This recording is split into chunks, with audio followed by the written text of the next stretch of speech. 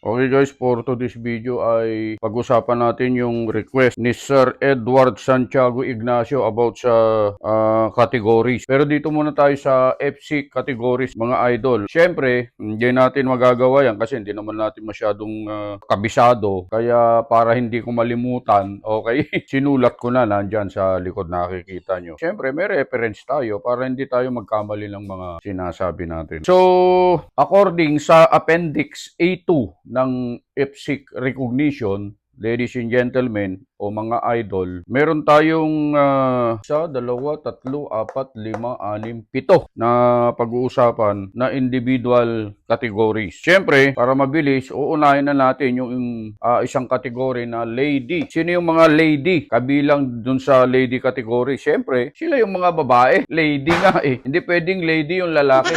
Maliban na lang kung gusto mong maging lady sa kategory mo, lalaki ka.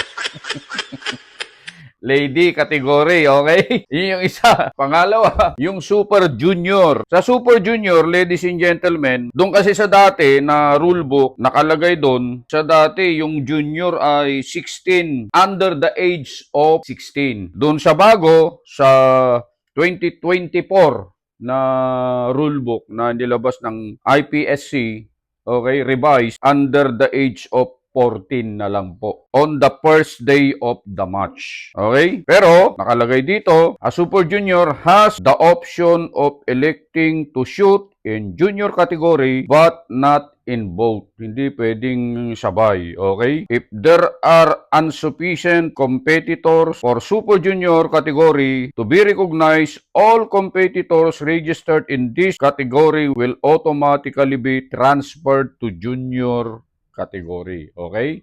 Sana po nagkakaintindihan po tayo sa bagay na yon. And then, susunod, yung junior naman. Sino yung mga nasa kategory na junior? Sila po yung under the age of 18. Okay, dati po kasi, ang nakalagay sa rulebook, dun sa dati, 21. Okay, ngayon ay binago na po, under the age of 18 na po, yung mga kabilang sa junior category. Susunod po, yung mga senior. Sino naman po sila? Sila naman po yung over the age of 50. So, ang inyong lingkod po, kahit na mukha tayong junior, tayo po ay senior category na po tayo, mga kaibigan. Next naman, para mabilis tayo, super senior. Sino naman yan? Sila po, yung over the age of 60. Sila po yung kabilang sa super senior category. Meron din tayong tinatawag na Grand Senior. Sino naman po sila? Sila po yung mga nasa 70 taong gulang on the first day of the match. Pero meron sinasabi rito, a Grand Senior, nakalagay dito, has the option of electing to shoot in Super Senior category but not in both. If there are insufficient competitors for Grand Senior category to be recognized, all competitors registered in this category will automatically transferred to Super Senior category. Okay? At ang pinakahuli na category natin, mga kaibigan, mga idol, ay yung lady senior. Sino naman po sila? Sila po yung mga competitors of the female gender who are over at the age of 50. So, pagka ikaw ay lady, 50 years old above ka na, kabilang ka na sa senior category. Okay? Yun po yung mga individual categories po natin sa IPSIC. Next time naman, pag-uusapan natin doon naman sa